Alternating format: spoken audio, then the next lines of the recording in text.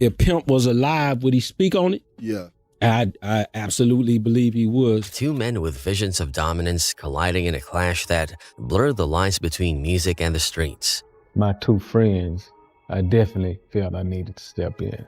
Master P wanted to be respected, and Pimp C wanted to be respected. To get both parties on one accord, where the subject of respect, that was the solution. Every city's got its own legends, but down south, the tales hit different, louder, darker, and way more dangerous. None shook the streets harder than the feud between Master P and Pimp C, two powerhouses who refused to bow to anyone. Both men were chasing the same throne, hungry for control, and when their egos collided, it wasn't just a rivalry. It was war brewing behind the music.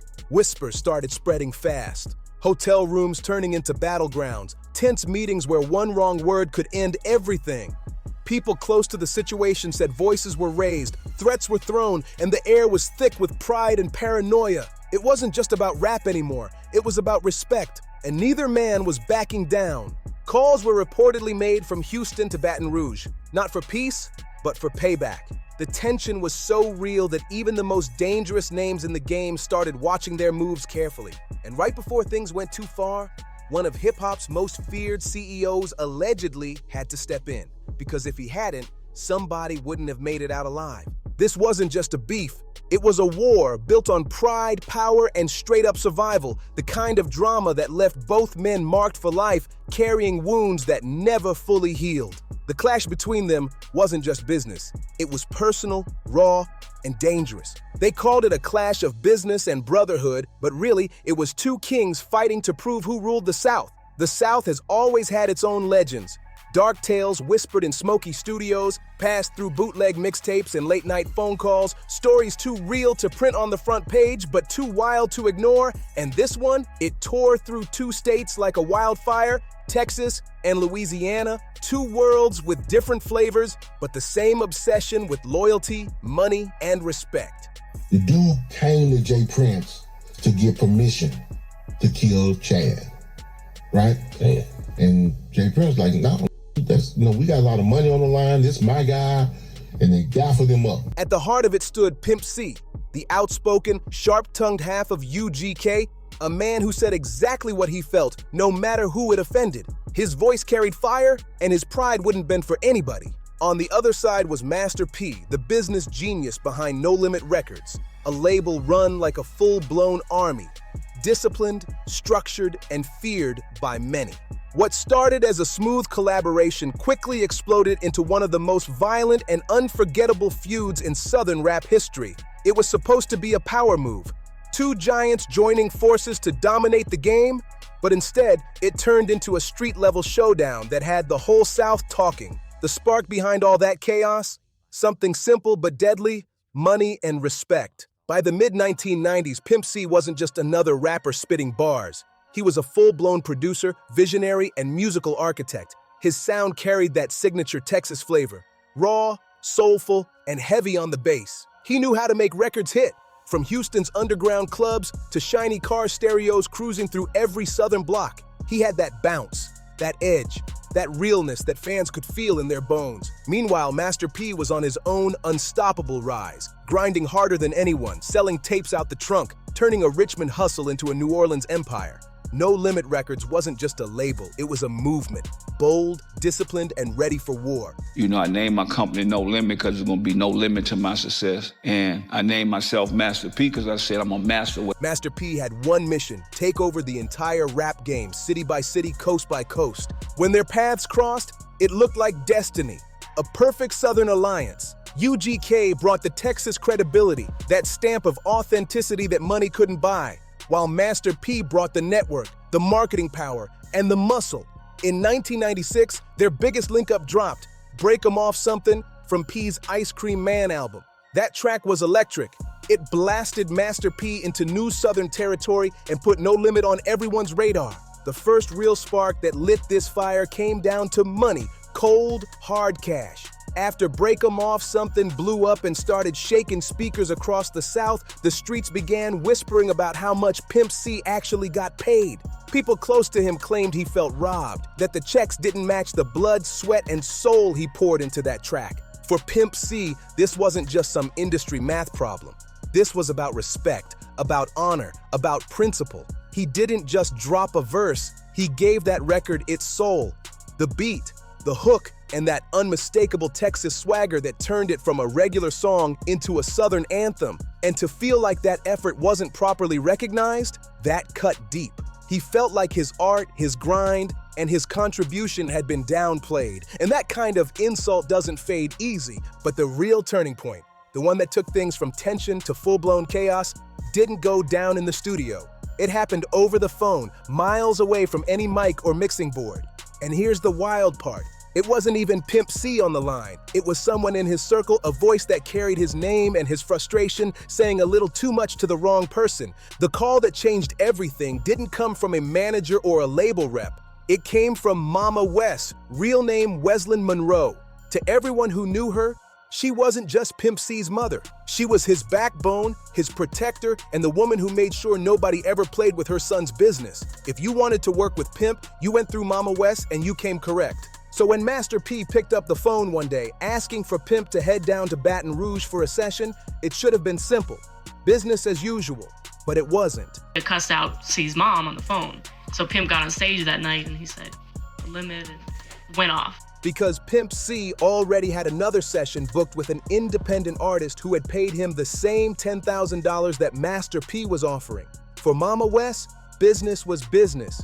And she made it clear that the indie artist's money was just as serious as any major labels. But MasterP wasn't used to hearing no. He reportedly pushed back, letting her know that his record was the one that mattered, saying the song she was defending wouldn't get played anywhere while his was about to take over the South. That's when the temperature changed. It wasn't just a scheduling disagreement anymore. It was a tone, a power play, a moment of pure ego.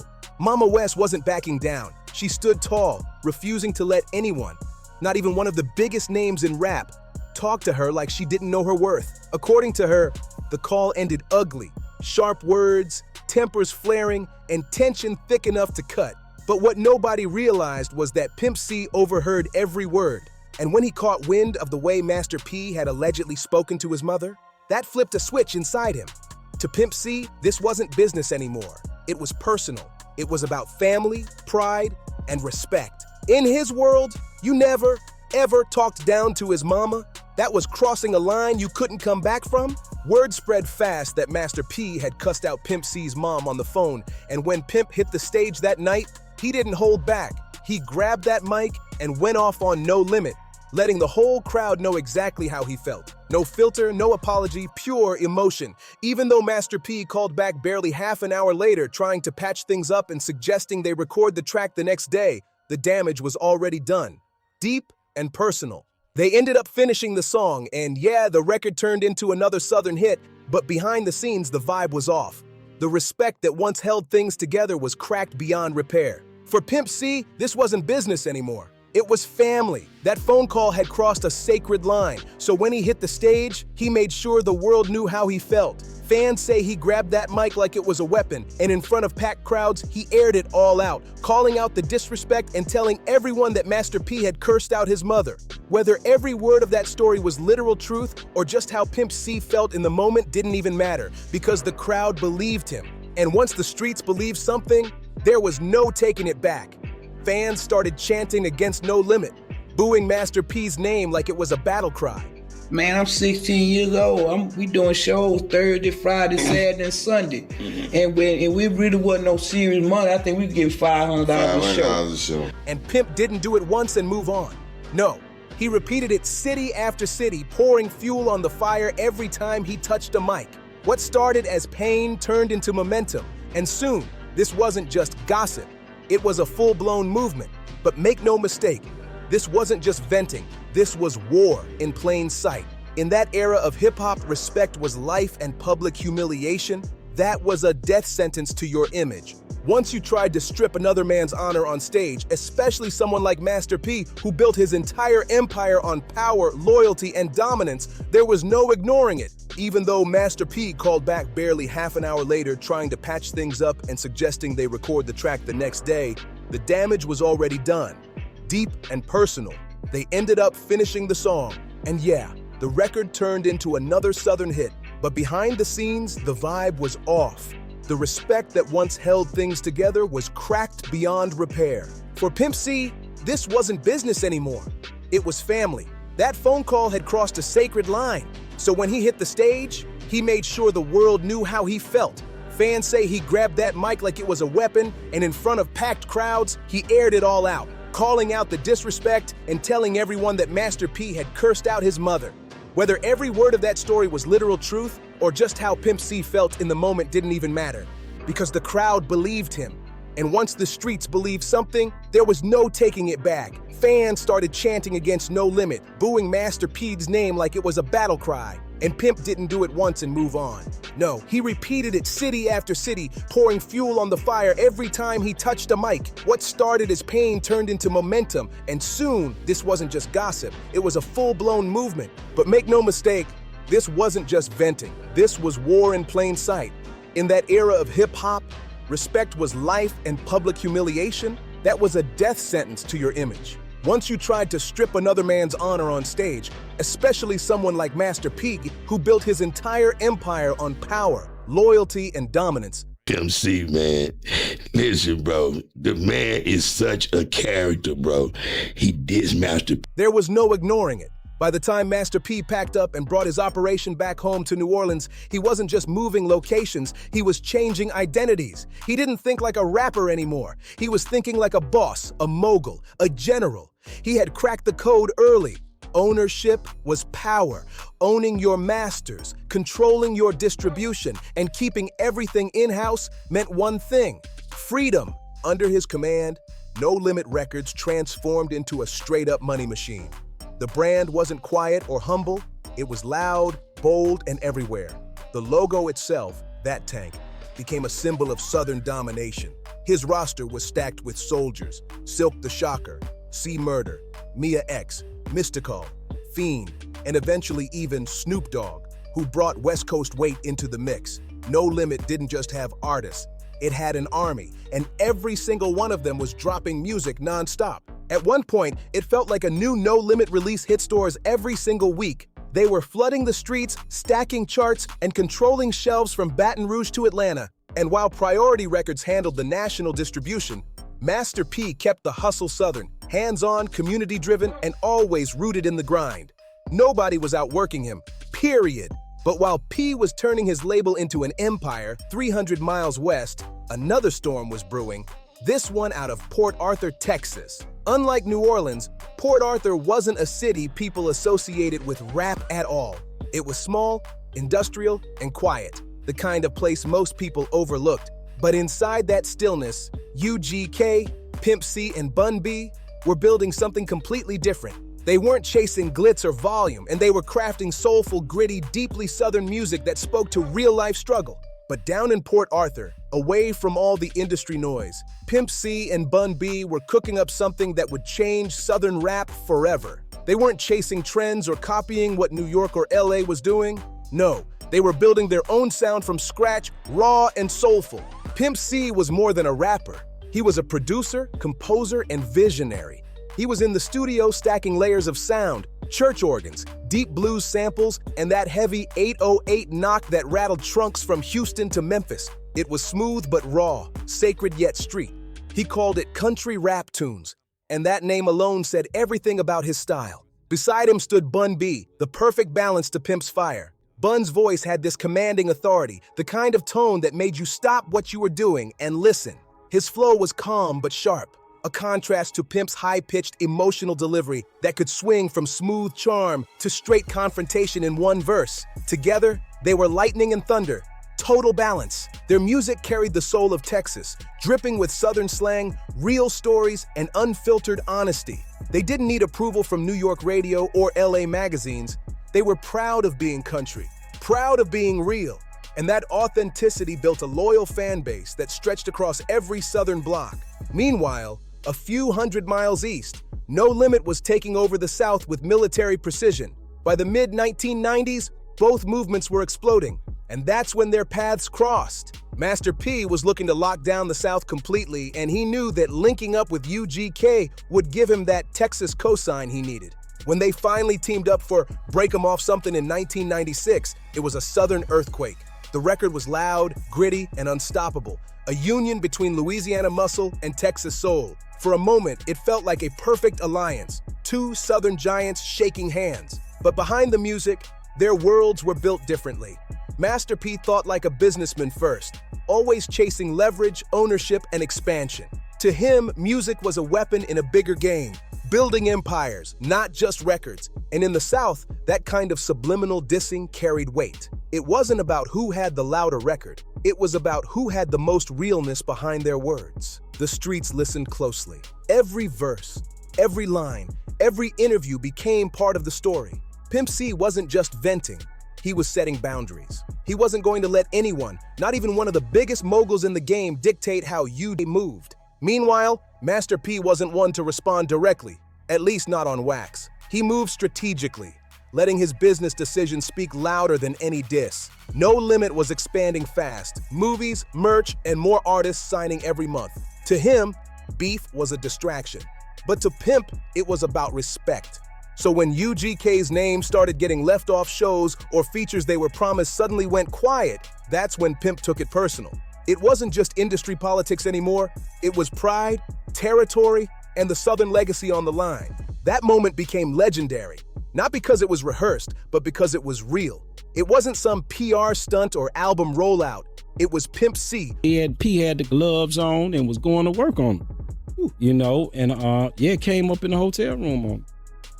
And that was pretty much raw and unfiltered, drawing a line in the sand.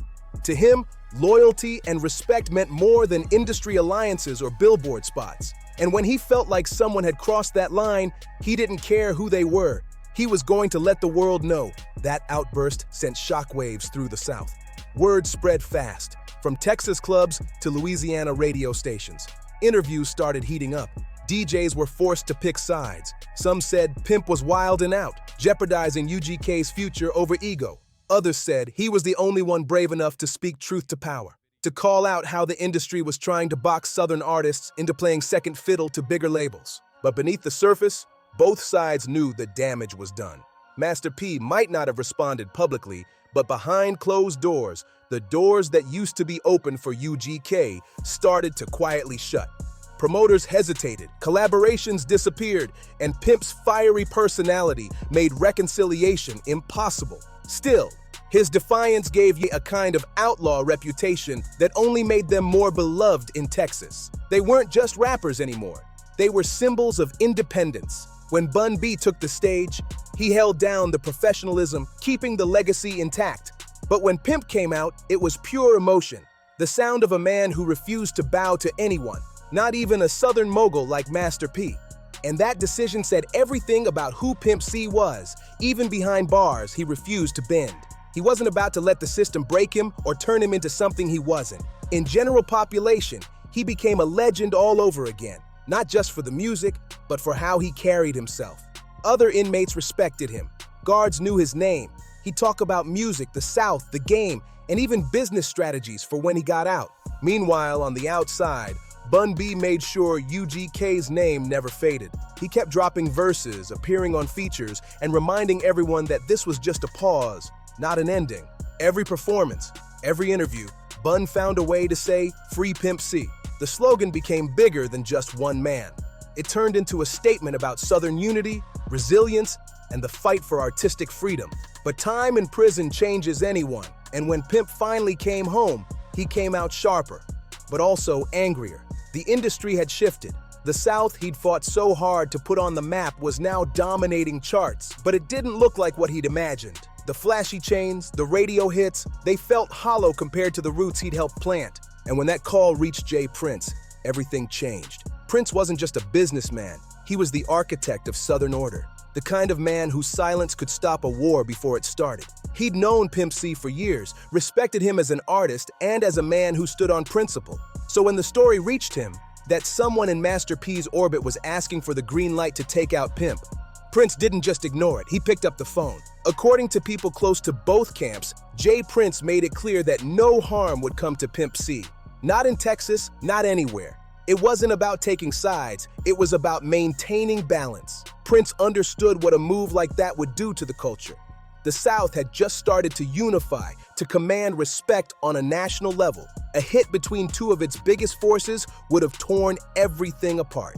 But word of that phone call reached Pimp, and instead of calming him, it did the opposite. To him, the idea that such a conversation even happened, that someone thought it was possible to erase him, was proof that the industry was as dangerous as the streets. He became more guarded than ever.